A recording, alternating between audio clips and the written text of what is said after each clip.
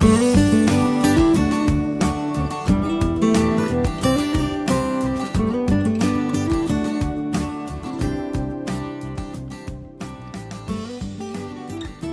dengan pemberitaan di media yang semakin berkembang terkait dengan isu adanya ethylene glycol dan diethylene glycol yang menyebabkan masalah gagal ginjal akut pada anak-anak di Gambia, Afrika, maka Badan POM mengeluarkan pernyataannya sebagai berikut. Badan POM telah menyampaikan penjelasan sirup obat untuk anak-anak yang terkontaminasi diethylene glycol dan ethylene glycol di Gambia, Afrika itu adalah sebagai berikut, bahwa menurut informasi WHO, obat-obat itu adalah promethazine oral solution, Cofexmalin baby cough syrup, Macov baby cough syrup, dan Magrib and cold syrup. Keempat produk tersebut diproduksi oleh Maiden Pharmaceutical Limited yang berasal dari India. Keempat produk yang ditarik dari Gambia tersebut tidak terdaftar dan tidak beredar di Indonesia. Ya, dan hingga saat ini produk Maiden Pharmaceutical Limited India tidak ada yang terdaftar di Badan POM. Nah, tapi ada tapinya, ada 5 obat di Indonesia yang juga ternyata tercemar atau diduga tercemar ethylene glycol. Obat apa itu? Sebelum saya lanjut, izinkan saya menyapa Anda dulu. Assalamualaikum, Namo Buddhaya, Om Swastiastu, Shalom Haleluya, Webeshem Yeshua Hamasya, salam kebajikan, Rahayu. Nah, yang menjadi viral saat ini adalah karena adanya kejadian puluhan bahkan ratusan anak-anak yang terkena gagal ginjal akut di Indonesia. Gagal ginjal akut artinya terjadinya mendadak, dan ini dilaporkan ke IDAI, Ikatan Dokter Anak Indonesia, yang kemudian menimbulkan kekhawatiran. Tapi sebelumnya saya ingin sampaikan pada Anda, paling tidak mungkin Anda harus tahu dulu bahwa ginjal itu adalah satu organ yang biasanya kita punya 2, ada di pinggang, ada di kiri dan di kanan. Fungsi utamanya adalah untuk menyaring darah, untuk membuang zat buangan atau limbah dalam tubuh, kemudian juga memproduksi hormon, ya, seperti hormon aldosteron, kemudian hormon eritropoietin untuk merangsang produksi darah, kemudian hormon renin dan hormon kalsitriol untuk bentuk aktifnya vitamin D. Nah, ginjal ini sendiri dilalui oleh sekitar 1200 cc darah per menit atau sekitar 20-25% curah jantung kita, ya. Jadi Anda bisa bayangin kalau tiap menit jantung itu memompa 70 cc darah per sekali pompaan. Dalam 1 menit ada 60-80 kali detakan, maka dalam 1 menit curah darah jantung itu ada sekitar 5 liter. Nah, dari 5 liter ini sekitar 20-25%-nya itu datang ke ginjal. Jadi kalau ginjal mengalami kegagalan, maka ada berapa banyak darah yang tidak bisa diolah dengan sempurna, ya. Anda harus tahu bahwa ginjal itu sehari itu rata-rata menyaring sekitar 120-150 liter darah, bahkan bisa sampai 200 liter darah, ya, pada orang-orang yang melakukan aktivitas sangat tinggi. Nah, ketika ginjal mengalami kegagalan atau disfungsi, maka ada risiko bahaya yang mengancam. Nah, apa saja penyebab gagal ginjal yang perlu kita ketahui sebelum kita bahas obat-obat yang tadi dirilis oleh Badan POM? Itu pertama, volume aliran darah ke ginjal terganggu. Volumenya terganggu misalnya karena adanya perdarahan, dehidrasi alias keringat sangat banyak atau kurang minum, ya. Kemudian ada reaksi alergi, kemudian ada luka bakar. Yang kedua, saluran kemih itu terganggu atau terblokir, ya, atau tersumbat, ya, yang menyebabkan racun tidak bisa dibuang dengan sempurna atau menumpuk di ginjal dan membebani ginjal. Apa saja yang membuat sumbatan ini? Misalnya adalah batu ginjal, pembesaran prostat, kemudian gumpalan darah pada saluran kemih, kemudian juga kanker, ya, yang wujudnya tumor. Kanker prostat, kanker usus besar, kanker kandung kemih, dan kanker pada serviks. Kemudian yang ketiga adalah masalah penyumbatan pembuluh darah yang bisa terjadi pada penderita diabetes dan juga pada penderita hipertensi. Penyumbatan pembuluh darah menyebabkan volume darah ke ginjal berkurang, akibatnya fungsi ginjal lama-lama makin sedikit ya. Nah, kemudian juga biasanya pada penderita diabetes dan hipertensi itu terdapat sumbatan-sumbatan pembuluh darah sehingga banyak sel-sel ginjal yang tidak mendapatkan suplai darah sehingga mengalami kematian jaringan.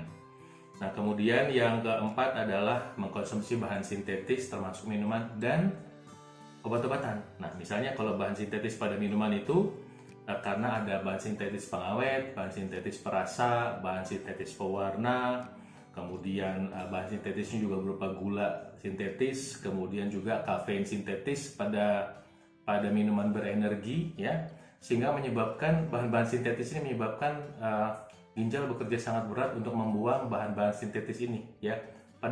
Kalau mau minumnya sekali-sekali mungkin ginjal masih sanggup, tapi kalau setiap hari ginjal bisa mengalami keracunan. Nah, kemudian bahan sintetis lain, ini nih yang menjadi topik kita, itu adalah bahan sintetis pada obat-obatan, yaitu etilen glikol dan dietilen glikol. Ini merupakan senyawa pelarut organik dengan rasa manis yang kerap disalahgunakan untuk pelarut obat. Nah, biasanya digunakan untuk pengganti propilen glikol atau polyethylene glikol. Ya, saya ulangi ya.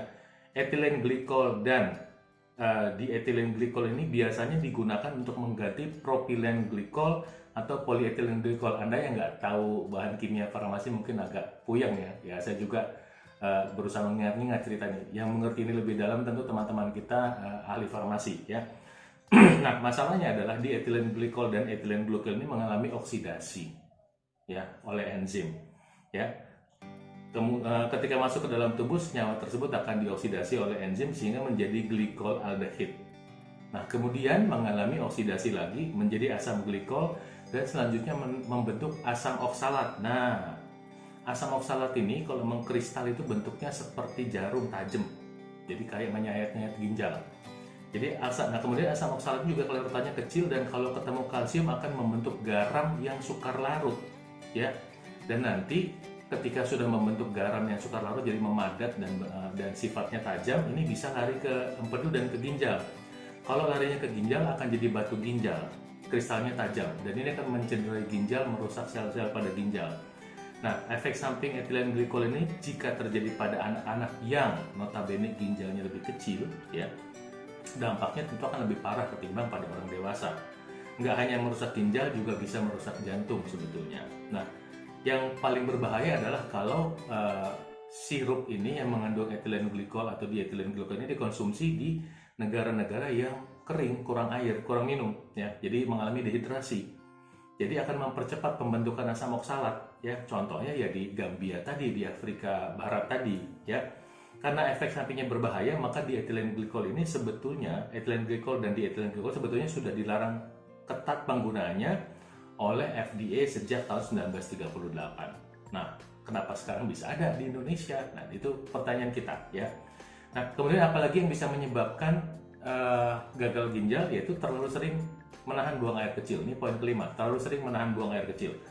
Nah, kalau orang sering menahan buang air kecil dengan alasan misalnya toiletnya kotor, kemudian perjalanan jauh, kemudian pekerjaan dan lain sebagainya, ini lama-lama bisa meningkatkan risiko infeksi yang juga menyebabkan masalah pada ginjal nantinya, atau bisa menyebabkan batu ginjal yang bisa menyebabkan juga sumbatan pada ginjal, ya, menyebabkan proses filtrasi terganggu, ya.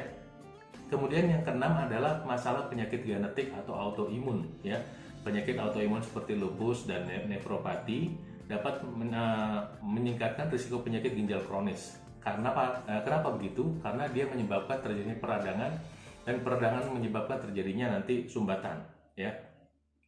Nah, juga bisa memicu terjadinya batu ginjal. Oke. Karena itu jika Anda punya masalah dengan penyakit autoimun, selalu untuk konsultasi atau berada dekat dengan dokter Anda. Yang ketujuh adalah pola hidup yang tidak sehat yang menyebabkan gagal ginjal, ya. Misalnya adalah kurang minum. Banyak orang yang kurang minum sehingga ginjalnya kerjanya lebih berat. Kurang minum tentu menyebabkan pengentalan darah. Nggak usah pakai teori lah. Bayangin ada dua cangkir teh, ya, yang satu dua-duanya kita kasih kopi, yang satu cangkirnya kita isi penuh, yang satu kita isi setengah. Yang cangkirnya isinya setengah itu tentu lebih kental kopinya. Nah, tubuh kita kalau kekurangan air putih maka akan mengalami pengentalan darah. Pengentalan darah akan membuat ginjal bekerja lebih berat. ya. Kemudian kebiasaan merokok yang berlebihan. Merokok itu menyebabkan fungsi ginjal terganggu karena rokok juga meningkatkan risiko penggumpalan darah atau meningkatkan risiko oksidasi. Ketika kolesterol teroksidasi oleh asap rokok, maka kolesterol menjadi pemicu penggumpalan darah, ya. Kemudian juga konsumsi obat-obatan terlarang, ya, termasuk narkoba, dan juga tentunya kurang tidur menyebabkan ginjal bekerja lebih berat. Nah, sekarang poin terakhirnya adalah obat-obatan apa yang sudah dideteksi oleh Badan POM yang ternyata menyebabkan kita harus waspada karena berisiko mengalami masalah gagal ginjal. Jadi hasil sampling terhadap 39 batch dari 26 sirup, ya, sampai tanggal 19 Oktober ini baru banget dirilis, ya. Pada saat video ini dibuat tanggal 20 Oktober, ini hasil rilisan POM tanggal 19 Oktober. Jadi menunjukkan adanya kandungan cemaran etilen glikol yang melebihi ambang batas, ya, pada beberapa produk. Ada 5 produk. Jadi produk pertama adalah Thermorex sirup, ya, obat demam produksi PT Konimex dengan nomor izin edar sekian. Kemudian yang kedua adalah Flurin DMP sirup obat batuk dan flu produksi PT Yarindo Pharmatama dengan nomor izin edar sekian. Kemudian produk Unibaby Cough Syrup produksi Universal Pharmaceutical Industries dengan nomor izin edar sekian. Keempat, Unibaby Demam Syrup produksi Universal Pharmaceutical Industries dengan nomor izin edar sekian. Unibaby Demam Drops, ya, obat demam dari produksi Universal Pharmaceutical Industry dengan nomor izin edar sekian. Jadi ada 5 produk yang sudah dideteksi oleh Badan POM. Namun ada namunnya nih. Hasil uji cemaran etilen glikol itu belum dapat mendukung kesimpulan bahwa penggunaan sirup obat tersebut memiliki keterkaitan dengan gagal ginjal akut, ya. Karena selain penggunaan obat masih ada beberapa faktor risiko penyebab kegagalan ginjal akut seperti infeksi virus, bakteri Leptospira, kemudian multisystem inflammatory syndrome in children, atau peradangan multisistem pada pasca COVID-19. Jadi nggak bisa ambil kesimpulan juga. Jika Anda ingin tahu lebih detail penjelasan Badan POM, Anda bisa kunjungi Instagram Badan POM BPOM-RI untuk mendapatkan data yang lebih jelas. Nanti saya akan cantumkan di bawah ini, di keterangan ini. Demikian isi video kali ini. Mudah-mudahan bermanfaat. Tidak perlu terlalu takut, tapi harus waspada. Tetap upayakan untuk menjalankan pola hidup sehat, dan saya doakan Tuhan Yang Maha Kuasa selalu menyertai Anda, memberkati Anda, menyinari Anda wajahnya, memberi Anda damai sejahtera dan kasih karunia. Salam sehat buat Anda selalu. Saya mohon untuk dibagikan, kemudian diklik like-nya, tolong diklik, ya, kemudian di subscribe bagi yang belum. Salam sehat untuk Anda semua.